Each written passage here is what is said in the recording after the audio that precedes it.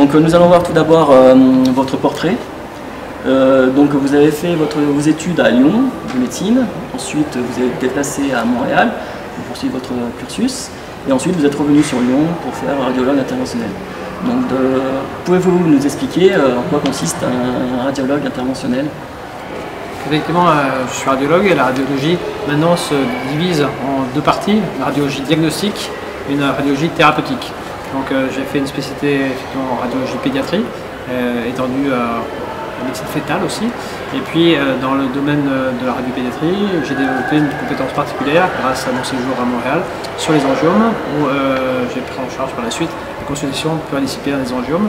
Et de ce fait, je participe au traitement en radiologie des angiomes, donc c'est ma compétence en radiologie est tournée, en radiologie interventionnelle est tournée effectivement sur la thérapeutique des angiomes. D'autres font de la radiologie interventionnelle digestive, vasculaire, donc il y a plein de possibilités de pouvoir être radiologue et de pratiquer cette spécialité, cette sous-spécialité de radiologie interventionnelle. Donc moi c'est vraiment centré sur les angiomes. Et de ce fait, on prend en charge les malformations vasculaires dans lesquelles s'inscrivent les lymphangiomes, les malformations veineuses et d'autres malformations. D'accord. Après, au niveau justement de la radiologie interventionnelle, donc c'est l'IRM, échographie, c'est ça. Vous êtes à Lyon par exemple, ici c'est le premier centre, je crois, en France où il y a un IRM pour les enfants justement. Oui. En tant que radiologue interventionnel, c'est vrai que pour les parents ça les rassure. Est-ce que ça va se développer ces IRM pour les enfants pour apprendre à rentrer dans un IRM par exemple? Alors ça c'est une partie effectivement de la radiologie moderne visée diagnostique où il y a de l'IRM, et l'IRM c'est un petit peu stressant, on est dans un tunnel, les gens qui sont couchés dans le IRM savent que c'est de se retrouver un petit peu enfermé dans ce tunnel, et on a la possibilité pour les enfants, surtout les petits, hein, entre 4, 6, 7 ans, de les familiariser à l'IRM dans une IRM en jeu, de telle sorte que ça soit plus agréable pour eux et que finalement ils bougent moins et c'est confortable pour tout le monde, pour les parents, pour les enfants et pour nous qui faisons des examens avec des examens de meilleure qualité. Voilà. D'accord. Je sais que vous formez aussi beaucoup de personnes dans le cadre de votre métier. Comment vous formez-vous, par exemple? Alors, c'est vrai que si on reste sur le domaine des angiomes, on n'est pas beaucoup. On est une spécialité ou une société savante, on est à peu près de 200, 250 dans le monde. Mais ça regroupe aussi bien des dermatologues, des généticiens, des chirurgiens plasticiens, des radiologues.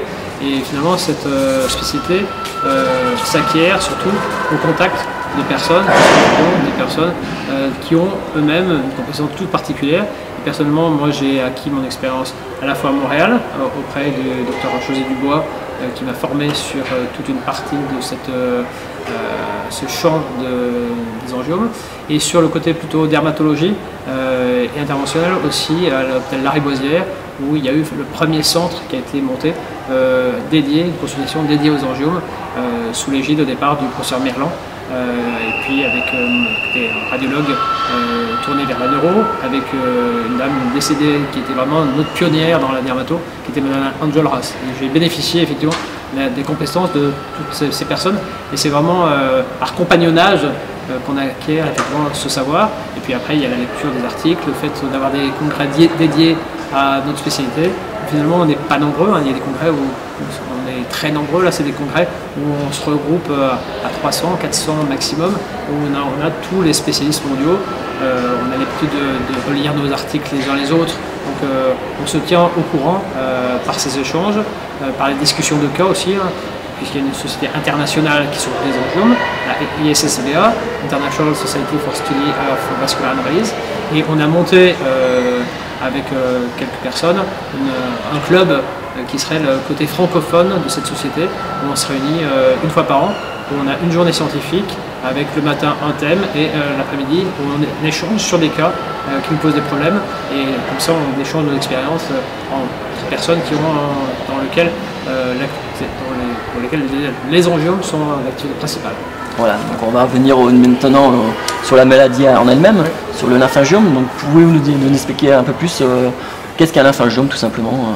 Alors, un lymphangiome, alors on parle de lymphangiome, il faudrait mieux parler de malformation lymphatique, parce que lymphangiome, quand il y a le préfixe home, on pense à des tumeurs, un méningiome, un sarcome, ça fait tumoral, alors que là c'est vraiment une malformation. Donc déjà sur les angiomes, il y a deux grands groupes, il y a des malformations et des tumeurs. Et là on est dans le champ du malformatif. Ces lésions qui ne vont pas dégénérer du tout, il n'y a aucun risque de cancérisation à long terme. Et ces malformations vasculaires, elles sont subdivisées en fonction du territoire atteint. Ça peut être des petits vaisseaux du derme, ça donne des taches, des malformations capillaires ou des angiomes plans. On pense à l'URSS, Gorbatchev, un angiome plan sur le front. Ça c'est des lésions capillaires. Il peut y avoir des lésions veineuses, des malformations artéroveineuses, et puis il y a le champ des malformations lymphatiques. Les malformations lymphatiques sont une anomalie qui est centrée sur ces vaisseaux-là et dans lequel on distingue plusieurs groupes. Selon que vous imaginez que c'est des malformations qui se développent très tôt sur des petits canaux qui drainent la lymphe. Et en fait, ces canaux sont traités comme structurés, donnant lieu soit à des tout petits kystes qu'on voit à peine au microscope, qu'on appelle une malformation lymphatique microkystique, ou des kystes beaucoup plus gros qui sont accessibles à la vue, à l'IRM, à l'échographie, et c'est la forme macrokystique. Et il y a des formes mixtes, il y a des malformations lymphatiques micro et macrokystiques. Et ces malformations se retrouvent dans des zones préférentielles où il y a des axes de drainage lymphatique, en particulier en cervical, en particulier en axillaire, ça peut être médiastinal, ça peut être dans le rétropéritoine dans l'abdomen, même si on peut retrouver des pathologies lymphatiques n'importe où, à l'exception de certaines zones, par exemple le cerveau. Là, on n'a pas de malformation lymphatique dans le cerveau, mais dans les parties superficielles du corps, on peut retrouver des malformations. La lymphe se situe dans tout le corps, donc forcément on peut en avoir de partout. Tout à fait, on parlait du cou, mais par exemple toute la sphère ORL peut être intéressée par la langue par exemple, dans le corps. Oui. Voilà. Donc, voilà. Et pour en fait, on a parlé aussi, vous avez parlé des macrokystiques, des microkystiques. Vous pouvez dire par exemple microkystique, c'est-à-dire c'est combien de centimètres, à partir de combien de centimètres on définit un macrokystique? Les microkystiques, en fait, c'est des petites cavités que vous voyez au microscope. Et donc ça donne des petites cavités optiquement vides dans lesquelles il y a de la lymphe. À partir du moment où on voit les lésions au-delà de quelques millimètres, on va commencer à parler de macrokystes. Il y a des macrokystes qui peuvent faire quelques millimètres jusqu'à 1 cm, et puis des macrokystes qui vont faire 20 cm. Donc le fait de pouvoir voir, et en échographie on a la possibilité de voir ces kystes, qui donnent un aspect de kyste. Pour nous, en échographie ou en IRM, on sait à quoi ça représente, et on arrive à bien les visualiser. De temps en temps, on a l'impression, au lieu d'avoir des kystes, d'avoir un tissu presque comme un tissu solide. Et bien ça c'est du microkyste, et là les microkystes, on ne les voit qu'au microscope. Et il y a cette association de micro et de macro, et l'intérêt de l'imagerie, c'est à la fois de faire le diagnostic de la lésion, parce qu'on peut avoir une grosse tuméfaction dans laquelle on ne connaît pas, donc on ne connaît pas l'origine, donc il va falloir faire le diagnostic d'une lésion vasculaire, c'est une lésion tumorale, que cette lésion vasculaire est lymphatique, et une fois qu'on dira que c'est lymphatique, on va voir quelle est la composante, est-ce que c'est une composante micro et macrokystique, et ça va nous aider non seulement pour faire le diagnostic, mais pour proposer une thérapeutique dans un deuxième temps. Oui, parce que des fois on parle de comparaison entre un lymphangiome kystique et un tératome par exemple, qui est complètement différent, parce que le tératome c'est une seule masse kystique, alors que le lymphangiome kystique c'est plusieurs masses kystiques, micro ou macro. Déjà, lorsqu'on parle de tératome, on est plus dans des lésions tumorales ou pseudo-tumorales, avec un potentiel d'évolution, même de dégénérescence, mais de temps en temps, on se pose des questions devant une lésion kystique. Les tératomes ont souvent des kystes et des parties solides, mais il y a des tératomes purement kystiques qui pourront en imposer pour des malformations lymphatiques. La notion d'une évolutivité des lésions peut nous aider. Donc en anténatal par exemple, puisque maintenant on fait de l'image en anténatal, on a à se poser des questions devant la découverte d'une masse kystique, par exemple cervicale, de savoir si c'est une lésion tumorale, notamment de type tératome, ou de lymphangiome. Et là, il y a une certaine expérience pour pouvoir dire c'est plutôt un lymphangiome, un tératome, et tout en temps, il est difficile de trancher. Mais en général, il y a quand même des éléments d'orientation assez forts. Alors, dans le lymphangiome kystique, en fait, de quoi est constitué le lymphangiome? C'est-à-dire la matière, c'est la lymphe, du sang C'est effectivement de la lymphe. Hein. Quand vous coupez un petit peu et qu'il y a une sérosité qui sointe, c'est de la lymphe qui baigne nos cellules. Donc c'est de la lymphe, effectivement. C'est dans les formes macrokystiques, ces kystes qui sont entourés d'une enveloppe avec plus ou moins des cloisons. Et sur ces enveloppes, le revêtement est fait de petites cellules qu'on appelle des cellules endothéliales, qui sont des cellules effectivement que l'on retrouve dans les vaisseaux, caractéristiques des vaisseaux, et c'est ces cellules qui vont synthétiser de la lymphe et qui vont faire en sorte que ces lésions vont avoir la possibilité de grossir du fait de cette synthèse de lymphe par les petites cellules qui tapissent le kyste. Et ça sera l'intérêt d'une sclérothérapie, c'est d'aller détruire ces cellules pour entraîner une fibrose, et de fait on retire la lymphe. Les vasculothérapies peut-être, on va retirer la lymphe, mais le fait de retirer, en fait, cette lymphe serait reconstituée par les cellules qui tapissent effectivement la paroi du lymphangiome. Et le but du jeu, c'est effectivement d'aller scléroser cet endothélium et l'agraisser de manière chimique l'endothélium de paroi lymphatique. Oui, en effet, pour traiter le lymphangiome kystique, il existe plusieurs traitements, donc la sclérothérapie, le laser, la chirurgie, peut-être d'autres moyens que peut-être que je n'ai pas cités. Si vous pouvez m'en donner ou pas du tout.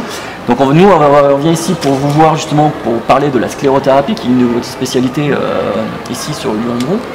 Donc en gros la sclérothérapie c'est quoi?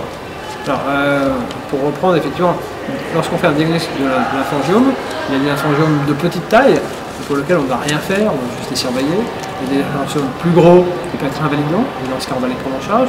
Et globalement le côté invalidant est lié à plusieurs choses. D'abord, quand c'est une lésion très invalidante, ça peut être défigurant, ça peut être gênant quand on a une lymphangiome maxillaire très volumineux, le bras est en extension, on ne peut pas repayer l'enfant, donc là il va y avoir des problèmes fonctionnels. Et puis, selon le type de lymphangiome, de malformation lymphatique, lorsqu'il y a des microkystes, les microkystes vont avoir tendance à s'inflammer, à avoir des inflammations qui vont survenir quand l'enfant est fatigué, quand l'enfant a une virose, quand il est... On parle souvent quand il est malade, voilà, qu'il y a une poussée inflammatoire ou par exemple un excès de croissance qui va faire développer à ce moment-là. Tout ça, effectivement, va être des éléments qui vont entraîner une inflammation des microkystes. Les macrokystes, eux, vont avoir tendance plutôt à saigner. Et donc, on a un kyste qui, tout d'un coup, va augmenter brutalement de taille à cause d'un saignement intrakystique. Donc voilà, ça c'est à cause de ces différents éléments, de complications, de taille, etc. On va être amené à les prendre en charge. Comme je l'ai dit, la première fois, de temps en temps, on ne les prend pas en charge parce qu'ils ne sont pas invalidants. Et quand on les prend en charge, il y a plusieurs alternatives. La première, ce qui a été fait pendant des années, c'est de faire une chirurgie. La chirurgie sur des petites lésions est une alternative thérapeutique. On sait que dès que la lésion est plus volumineuse, dans des lésions, on peut avoir des marges de résection qui sont difficiles à trouver. On n'enlève pas toute la lésion. On a des risques de récidive. Alors on a des risques de cicatrisation parce que la cicatrisation est plus difficile avec des sointements lymphatiques.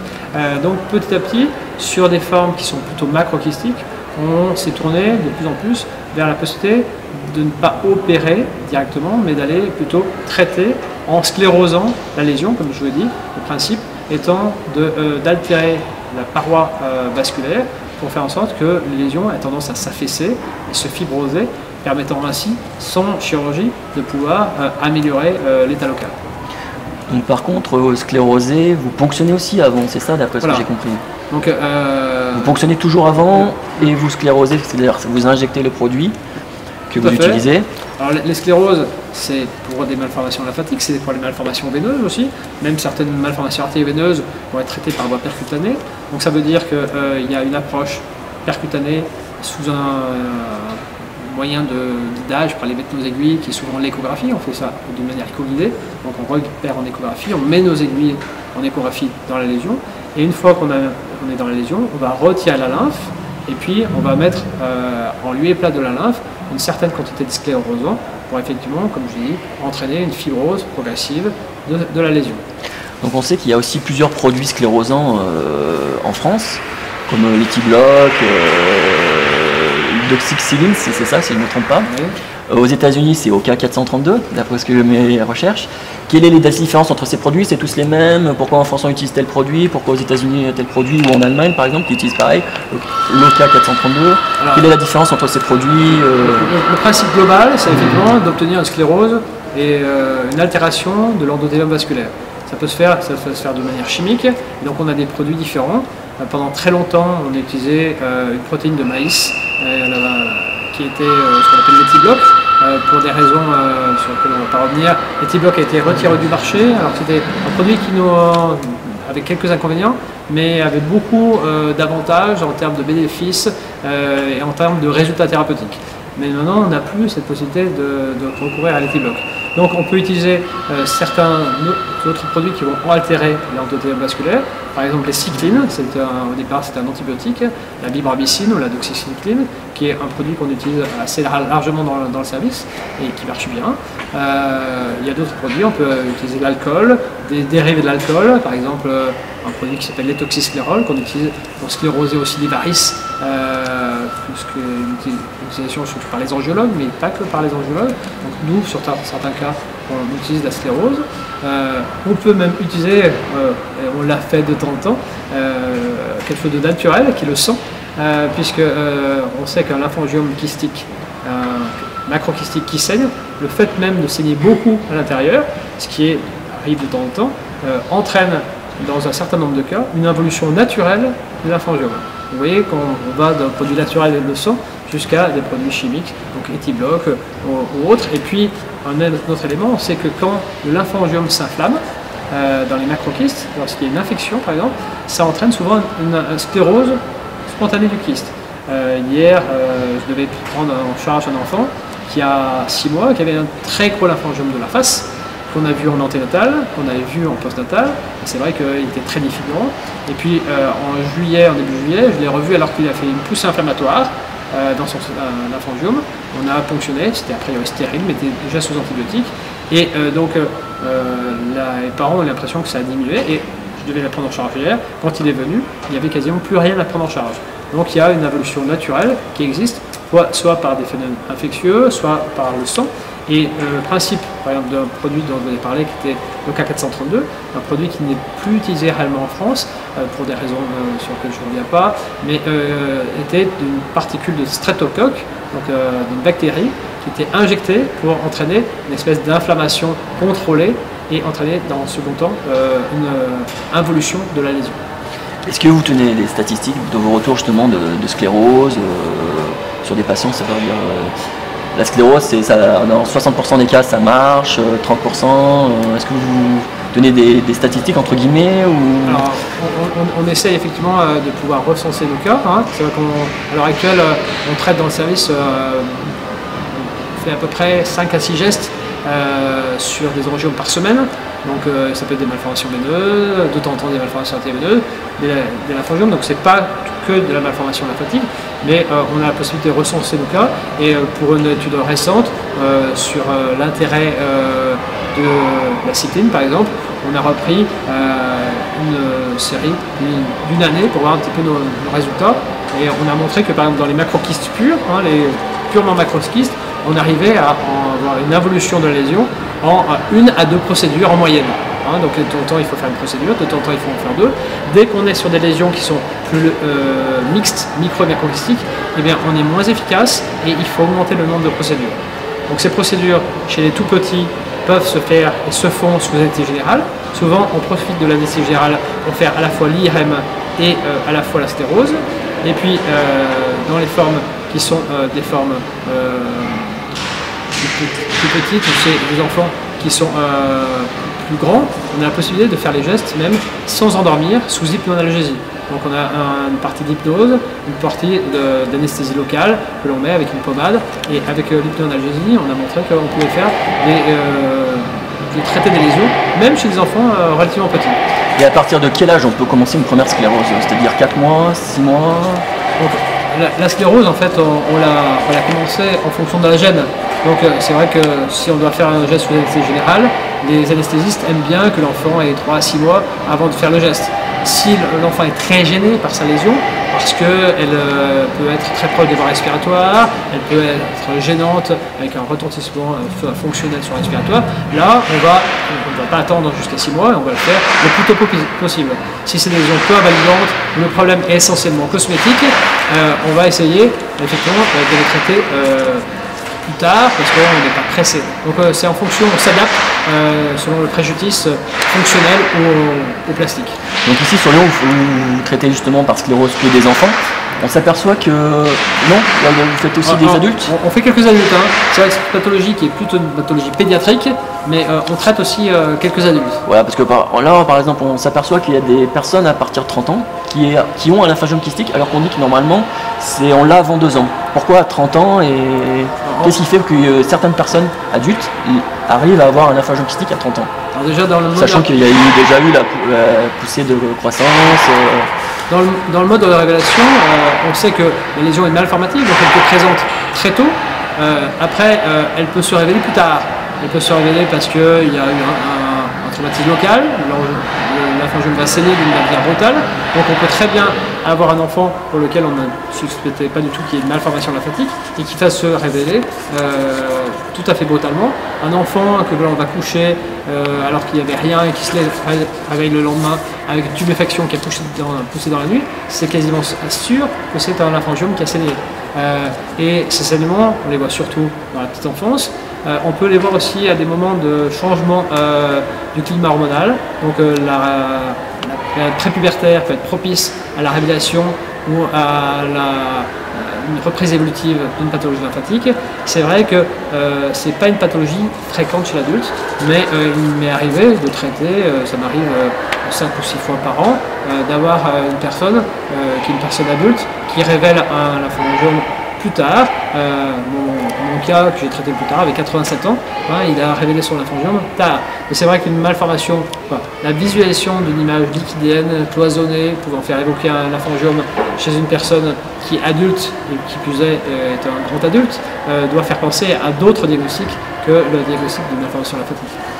Et au niveau à venir, vous pensez qu'il va y avoir des nouveaux produits qui vont se développer, des nouvelles techniques Est-ce qu'il y a des recherches là-dedans ou pas du tout? Ou il n'y a que les produits qui changent Alors, la médecine évolue, voilà, bien sûr. Vous le savez.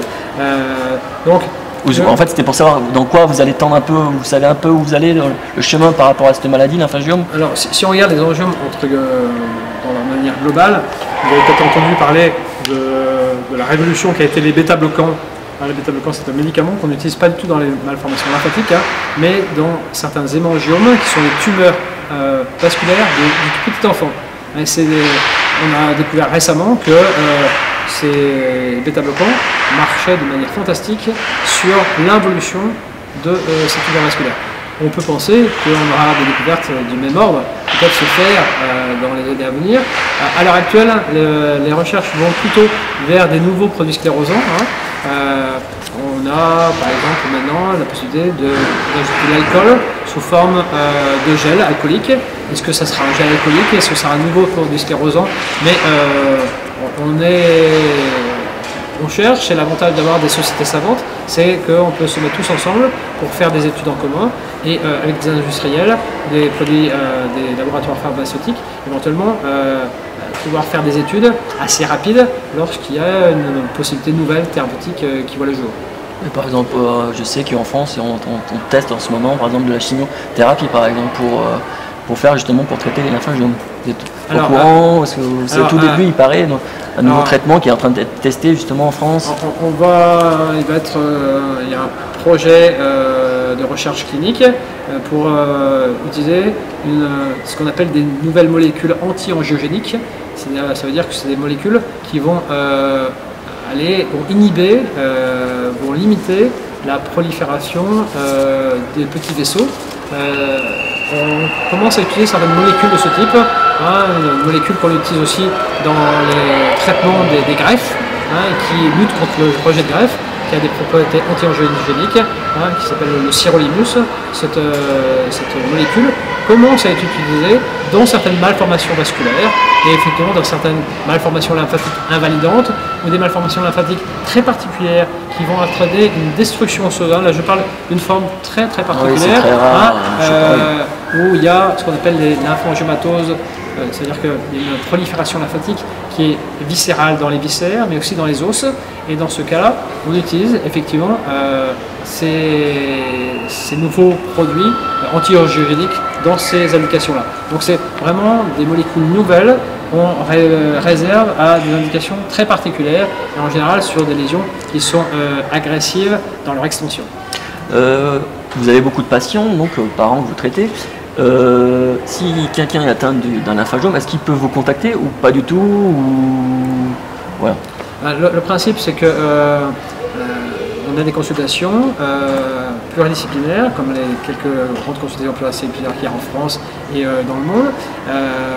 À Lyon, on essaie de voir le patient d'abord, de faire tout le bilan pour éventuellement, s'il pose des problèmes de prise en charge, où on est plusieurs intervenants, à le voir en pluridisciplinaire.